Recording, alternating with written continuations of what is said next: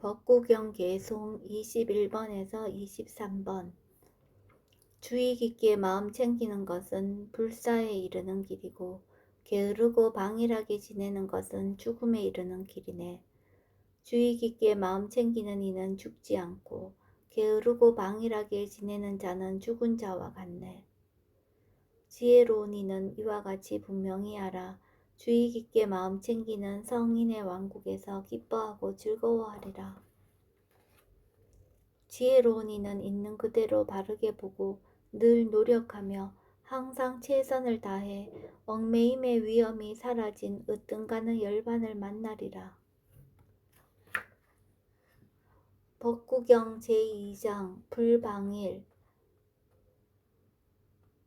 첫 번째, 마간디아와 사마와띠 왕비 이야기 6번째 시간입니다. 사마와띠와 시녀들의 과거생. 벽지불을 태우려고 한 여인들.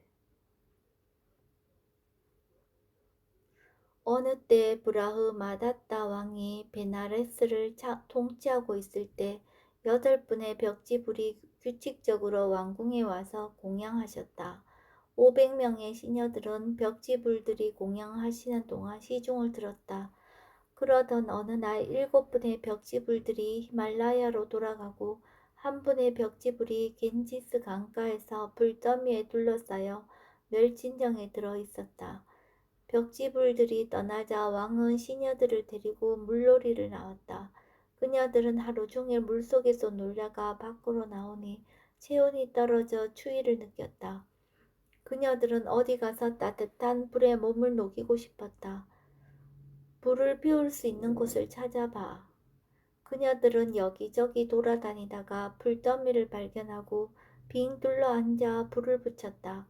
불이 타 내려가자 벽지불의 모습이 드러났다. 그녀들은 두려움에 가득 차서 외쳤다. 우린 이제 망했다. 우린 이제 망했다. 왕이 존경하는 벽지불을 태워버리다니. 왕이 이 사실을 알면 우린 죽은 목숨이다. 차라리 벽지불을 완전히 태워 흔적을 없애버리자. 그녀들은 사방에서 장작을 주워 모아 벽지불 주위에 커다랗게 쌓아놓고 기름을 붓고 불을 지르고서 떠나버렸다. 처음에 불을 지른 행위는 의도적인 행위가 아니기 때문에 과부를 초래하지 않았다. 하지만 나중에 불을 지른 행위는 고의적인 행위였기 때문에 그것이 원인이 되어 고통스러운 과부를 초래했다. 벽지불은 멸진정에 들어있었기 때문에 그녀들이 10만 불의 분의 장작을 쌓고 기름을 붓고 불을 지른다고 해도 털끝 하나 손상을 입힐 수 없었고 열기조차 느끼게 할 수 없었다. 멸진정에 든 지 7일째 되던 날 벽지불은 멸진정에서 나와 자리에서 일어나 먼지를 툴툴 털고 떠나가 버렸다. 그녀들은 이 업 때문에 지옥에 떨어져 10만 년 동안 뜨거운 불에 태워졌다. 그리고도 이 악행의 가부가 끝나지 않았기 때문에 금생에서도 집 속에 갇혀 불에 태워졌다. 이렇게 그녀들은 백생을 집 속에 갇혀 불에 태워졌다. 이것이 그녀들이 과거생에 저지른 업이다. 부처님께서 이야기를 마치시자 비구들이 여쭈었다. 부처님이시여, 그러면 구주 따라는 어떻게 해서 곱주가 되었습니까? 어떻게 해서 지혜로운 여인이 되었습니까? 어떻게 해서 수다원을 얻었습니까? 어떻게 해서 심부름하는 하녀가 되었습니까? 구주 따라의 과거생. 비구들이여, 같은 왕이 베나레스를 통치하고 있을 때 약간 곱주였던 벽지불이 있었다. 이때 어떤 하녀가 담요를 어깨에 걸치고 바루를 손에 들고 허리를 약간 구부리고 곱주 흉내를 내며 걸으면서 말했다. 우리 벽지불께서는 이렇게 걸으시지. 이것이 그녀가 곱주가 된 가보이다. 어느 날 그녀는 벽지불들에게 의자를 갖다 드리고 바루를 받아서 뜨거운 우유죽을 바루에 가득 담아드렸다. 벽지불께서 바루를 받아들자 바루가 너무 뜨거워서 왼손과 오른손을 번갈아가며 옮겨야 했다. 그녀는 벽지불들이 바루가 너무 뜨거워 제대로 들지 못하는 것을 보고 상하 팔찌를 8개를 들이며 말했다. 이 팔찌를 바로 받침대로 사용하세요. 벽지불들이 그렇게 하자 그녀가 말했다. 존자님들이시여, 저는 팔찌가 필요 없습니다. 떠나시기 전에 제가 바치는 선물이니 받아주시기 바랍니다. 벽지불들은 팔찌를 가지고 난다물라산 동굴로 가졌다. 팔찌들은 오늘날까지 손상되지 않고 잘 보존되어 있다. 이 복덕으로 그녀는 삼량을 외우고 심오한 지혜를 갖추게 되었다. 그녀가 수다원가를 얻은 것은 벽지불들을 시중든 공덕이다. 이것이 그녀가 두 부처님 사이에 지었던 선업이다.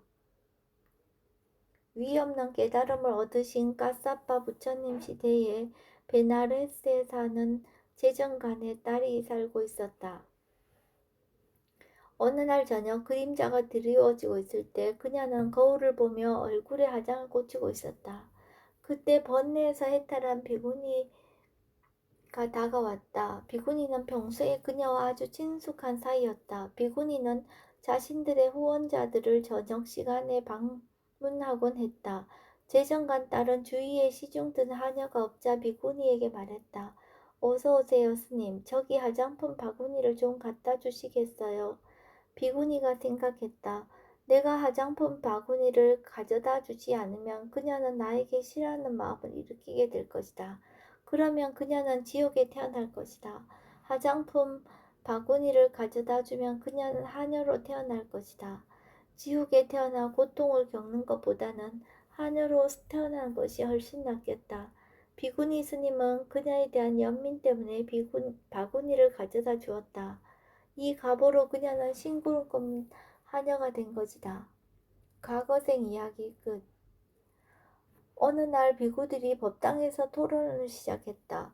사마와티와 500명의 시녀들은 집에 갇혀 불에 타 죽었습니다.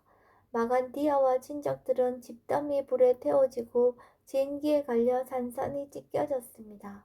그리고 마간디아는 끓는 기름 속에 삶아졌습니다.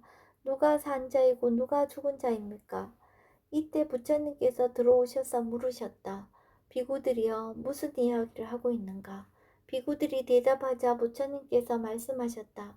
비구들이여, 마음 챙김 없이 방일하게 사는 자는 100년을 산다 해도 죽은 자와 마찬가지다. 부지런히 마음 챙기고 사는 자는 살아있건 죽었건 항상 산 자와 마찬가지다. 마간디아는 살아있을 때에도 이미 죽은 자였고 사마와띠와 시녀들은 죽었지만 산 자와 마찬가지다. 그러니 비구들이여, 방해하지 않고 마음 챙기는 자는 결코 죽지 않는다.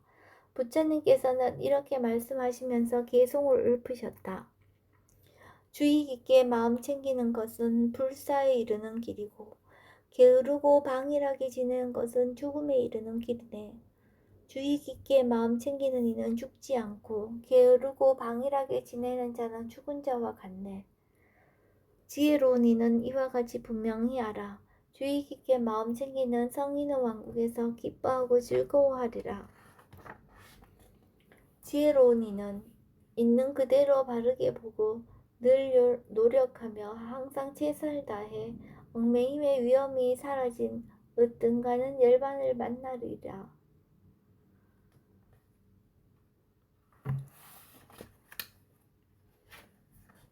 법구경 제2장 불방일 첫 번째 이야기 마간디아와 사마와티 왕비 이야기가 끝났습니다.